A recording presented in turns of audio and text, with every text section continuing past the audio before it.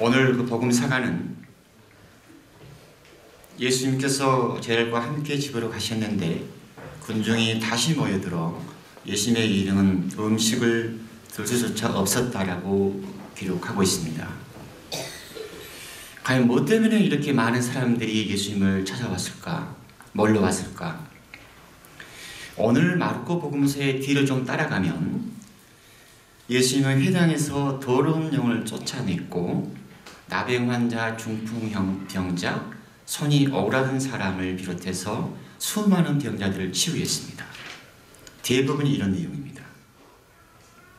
또한 예수님은 많은 세리와 죄인들과 함께 음식을 먹었습니다. 당시 유대인들은 누군가와 함께 밥을 먹는다는 것은 그저 밥 한 끼를 같이 먹는다는 뜻이 아니라 그 상대방을 인정하고 받아들인다는 의미를 함축하고 있습니다. 그래서 바리사이와 율법학자들이 제자들에게 그렇게 물었습니다. 저 사람은 어째서 세리와 죄인들과 함께 밥을 먹는 것이냐? 그들이 볼 때는 예수님을 이해할 수가 없습니다. 회당에서 더러운 영이 들린 사람을 치유할 때 주변 사람들의 반응을 보면 이게 어찌된 일이냐? 저희가 더러운 영들에게 명령하니 그것들이 복종하는구나 라고 말합니다. 또 더러운 영은 악령 들인 사람은 예수님을 보기만 하면 당신은 하나님의 아드님이라고 소리를 지릅니다. 예수님이 많은 사람의 병을 고쳐줌을 보면서 정말 병고에 시달리는 모든 사람들은 예수님께 몰려왔습니다. 그분에게 손이라도 대려고.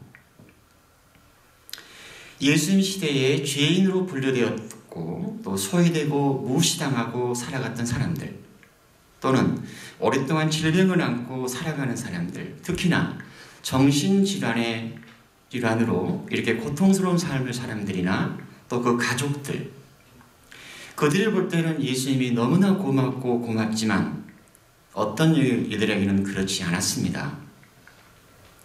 즉 예수님의 안식일에, 그것도 회당에서 아픈 이들을 치유하고 죄인들과 함께 밥 먹고 어울리고 율법을 토대로 돌아가는 이 유대 사회의 근간을 뒤흔드는 사람, 어떤 사람은 예수를 가리켜서 하나님의 아들이라고 말합니다.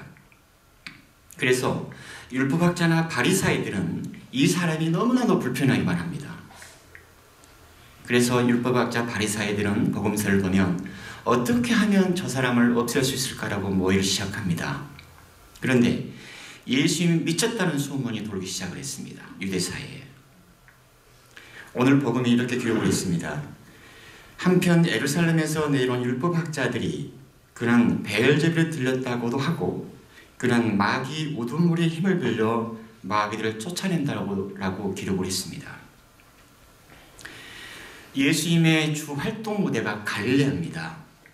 그런데 갈릴레에서 멀리 떨어진 유대사회의 중심지였던 예루살렘에서 율법학자가 내려오는 것을 보면, 다르게 말하면 중앙에서 내려왔습니다. 그들이 볼 때는 이 예수님의 이 사태가 아주 심각하다는 것을 반영하고 있습니다. 그가 베엘제불에 들렸다. 오늘날 표현으로 하면 그는 미쳤다. 그가 귀신이셨기 때문에 마귀 우두머리의 힘을 빌려서 마귀를 쫓아낸다는 의미입니다. 예루살렘에서 내려온 이 율법학자가 한 이 말은 분명한 의도를 가지고 있습니다. 오늘날 누군가 혹은 어떤 집단이나 어떤 조직을 의미하고자 할 때 어떤 프레임을 씁니다.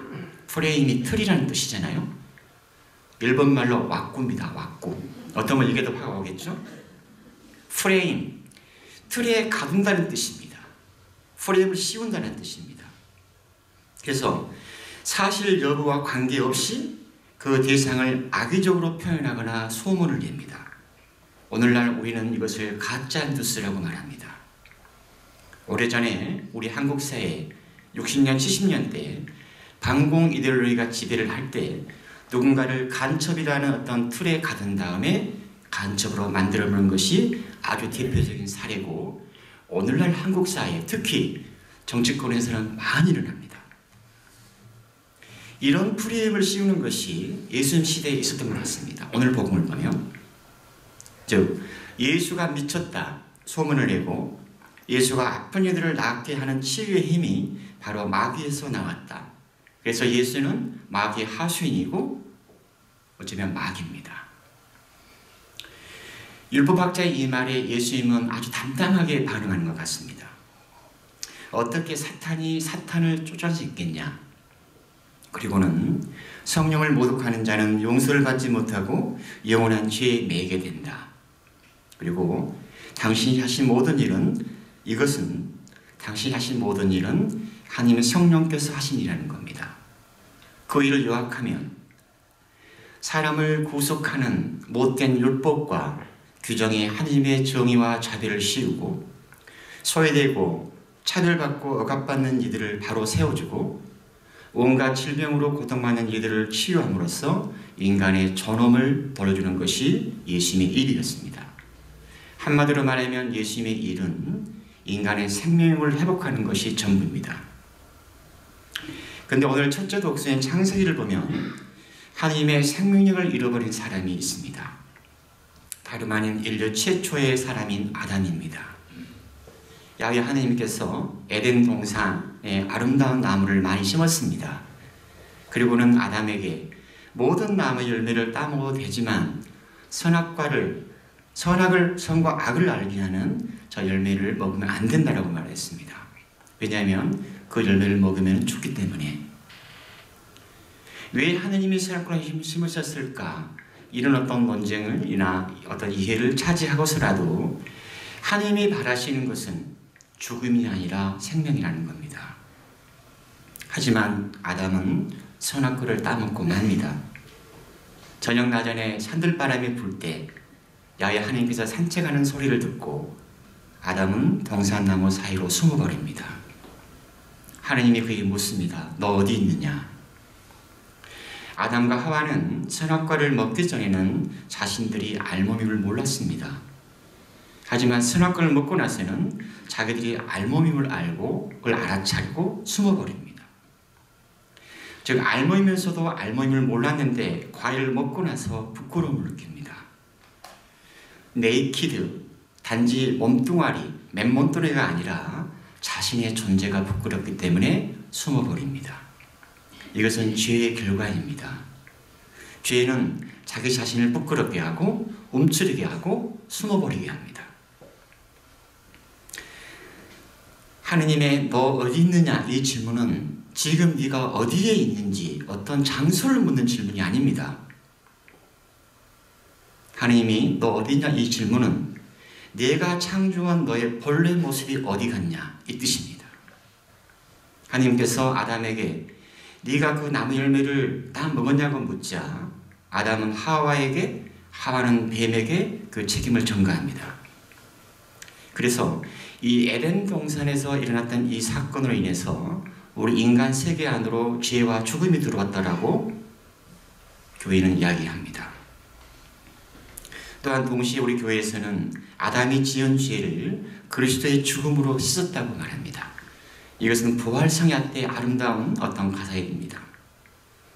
즉 아담의 불순종으로 인해서 야훼 하느님과 인간 사이의 관계가 손상이 왔고 깨져버렸는데 예수님을 통해서 하나님과 인간 사이의 관계가 회복됐다는 뜻입니다. 관계 회복이라는 것은 하나님의 생명을 우리 안에 담는 것이고 그것은 구원을 뜻합니다.